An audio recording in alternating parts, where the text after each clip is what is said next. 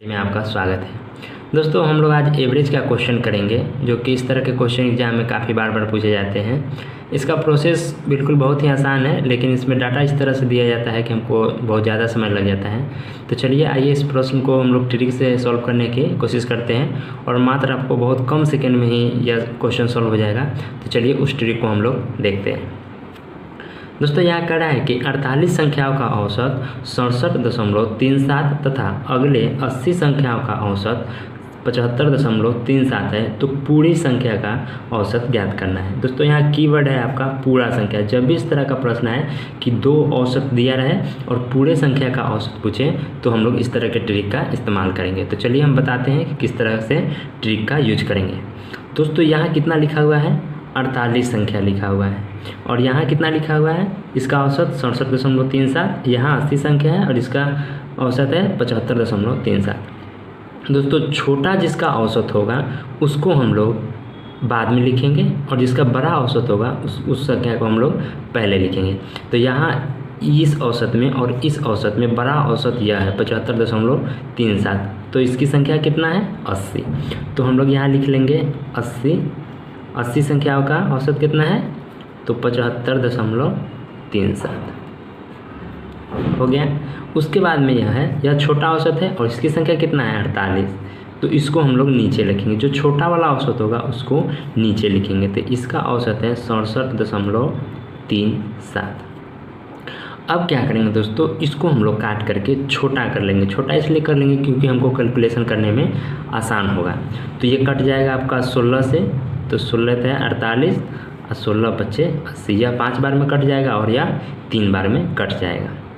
दोस्तों एक चीज़ यहाँ याद रखिएगा कि जब भी इस तरह का प्रश्न आए और कहे कि पूरे का औसत, तो पूरा का औसत जो है छोटे औसत से ज़्यादा होगा। तो यहाँ छोटा औसत कितना है 67.37, तो हमेशा इससे ज़्यादा ही औसत होगा, इससे कम औसत पूरा का नहीं हो सकता है।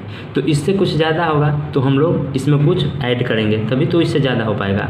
तो क्या ऐड करेंगे वो देखिए। अब देखिए कि 67.37 से ये वाला औसत कितना ज़्यादा है, तो 75.37 में से 67.37 घटा दीजिएगा।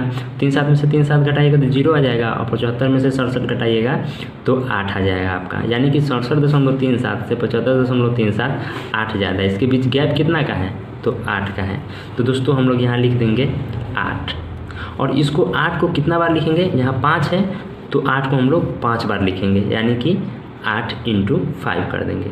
8 को 5 बार जोड़ के रूप में लिख सकते हैं या सीधे 8 गुने हम लोग 5 कर देंगे, दोनों का बात एक ही होगा। 8 को 5 बार जोड़िएगा, ऐसे 8 जोड़ 8 इस तरह से करके जोड़िएगा तो भी उतना ही आएगा, 40 आ जाएगा आपको अगर 5 बार जोड़िएगा तो, और सीधे 8 गुना 5 कर दीजिएगा तो भी 40 आएगा। तो दोस्तों 8 को 5 लिखा है, यानी कि 8 को 5 बार जोड़ना है, तो जोड़ न करके हम लोग सीधे 8 गुना 5 लिख दे रहे हैं। तो यहाँ तक आप समझ गए होंगे।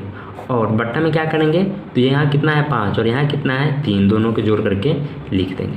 दोस्तों अब 8 से 8 कट जाएगा तो बच कितना जाएगा 67.37, यहाँ लिख देते हैं 67.37 जोड़ यहाँ कितना बचा 5, तो दोनों के जोड़ करके लिख दीजिएगा। तो 67 और 5 कितना होता है 72.37, यही आपका पूरे का औसत हो जाएगा। दोस्तों इस तरह से आप टाइम को बचा सकते हैं और अपने टाइम को दूसरे जगह परीक्षा में इस्तेमाल कर सकते हैं।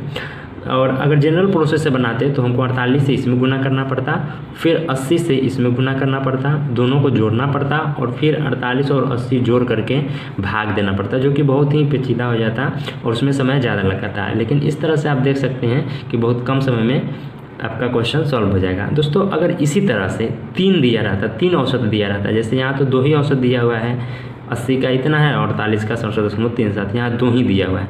अगर इसी तरह से 3 दिया रहता, 4 दिया रहता, तो उसको शॉर्ट ट्रिक में हम लोग कैसे सॉल्व करेंगे ये हम आपको नेक्स्ट वीडियो में बताएंगे।